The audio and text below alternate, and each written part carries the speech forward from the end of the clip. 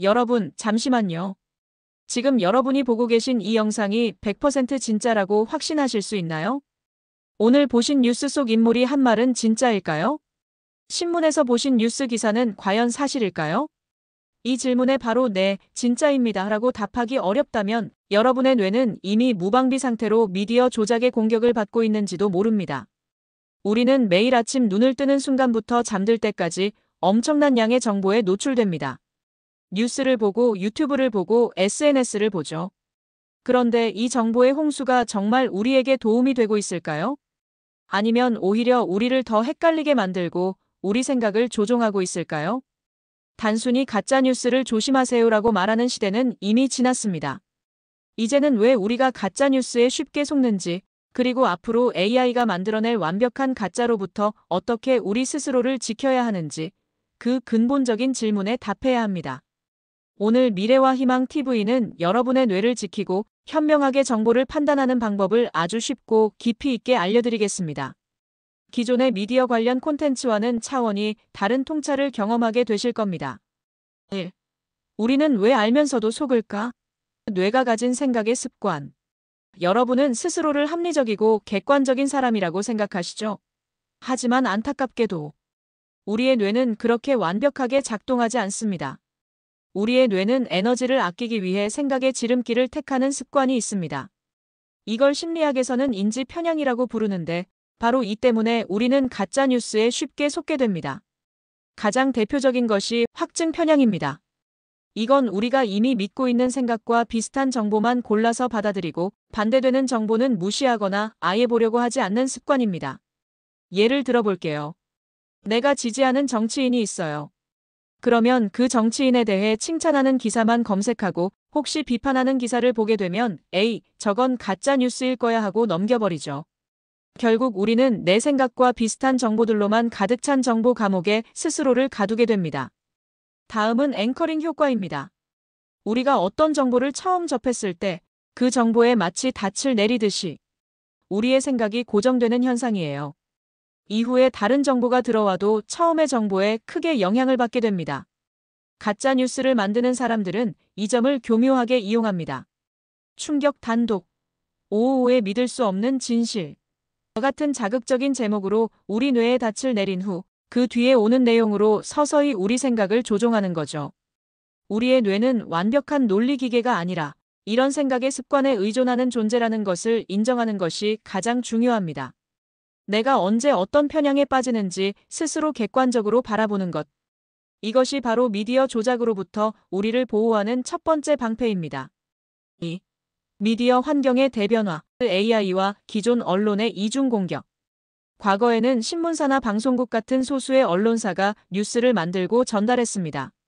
이들은 높은 신뢰를 바탕으로 이건 진짜다라고 보증해주는 역할을 했죠. 그런데 인터넷이 등장하면서 이 권위는 무너졌고 이제는 누구나 정보를 만들고 퍼뜨릴 수 있게 되었습니다. 하지만 여기서 우리가 놓치지 말아야 할 중요한 사실이 있습니다. 바로 기존의 대형 언론사 역시 완벽하게 중립적이지 않다는 점입니다.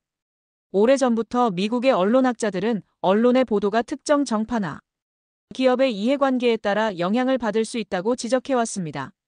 예를 들어 한 신문사가 특정 정당을 지지하면 그 정당에 유리한 이슈는 크게 부각하고 불리한 이슈는 축소하거나 보도하지 않으려는 경향을 보입니다.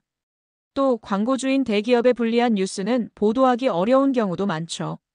그런데 이제는 이 모든 문제에 AI라는 최첨단 기술이 더해졌습니다. AI는 진짜와 구별할 수 없는 딥페이크 영상이나 가짜 사진을 만듭니다.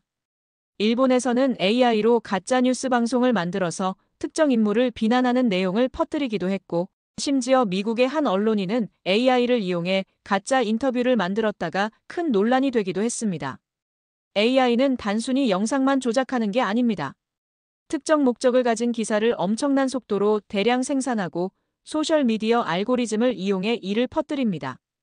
예전 가짜뉴스는 문장이나 사진이 어색해서 금방 알아차릴 수 있었지만 이제 AI는 완벽한 문장과 논리를 갖춘 기사를 순식간에 만들어냅니다. 스웨덴의 한 대학교 연구보고서에 따르면 가까운 미래에는 AI가 만든 가짜 정보의 양이 사람이 만든 진짜 정보보다 훨씬 많아질 거라고 경고합니다. 전문가들은 이 상황을 정보의 특이점이라고 부르며 앞으로는 진짜와 가짜를 구별하는 것 자체가 불가능해질지도 모른다고 말합니다. 이처럼 우리가 마주한 미디어 환경은 단순히 정보가 많아진 게 아닙니다. 기존 언론의 편향적인 시선에 AI 기술이 더해져 정보의 진짜 여부 자체가 근본적으로 흔들리는 상황입니다. 이제는 미디어가 전해주는 내용을 무작정 믿는 것이 아니라 이 정보는 왜 어떻게 나에게 왔을까? 를 생각하는 능력이 가장 중요해졌습니다. 3.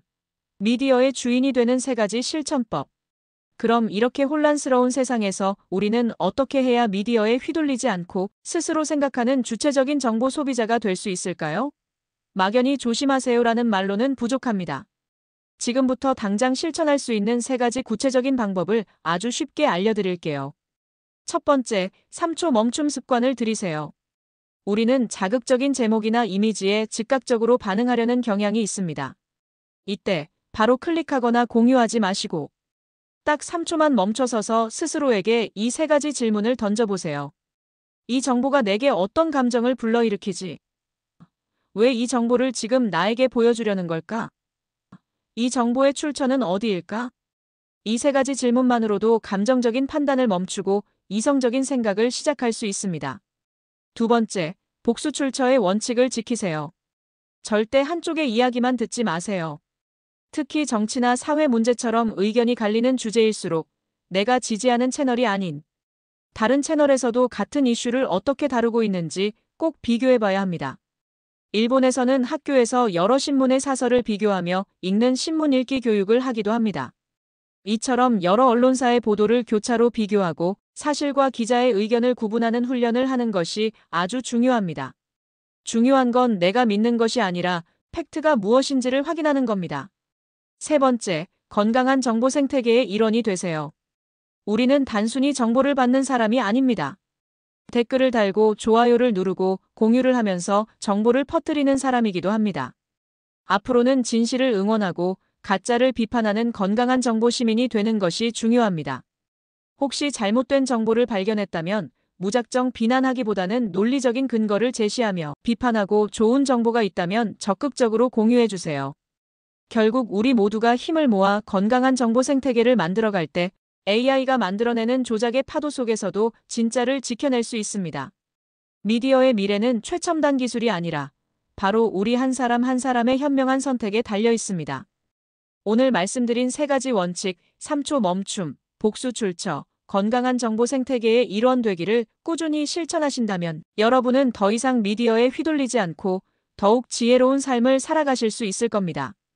오늘 영상이 도움이 되셨다면 좋아요와 구독, 그리고 주변에 널리 공유해 주십시오. 여러분의 지혜가 모여 더 나은 미래를 만들 수 있습니다. 다음에도 더 유익하고 깊이 있는 정보로 찾아뵙겠습니다.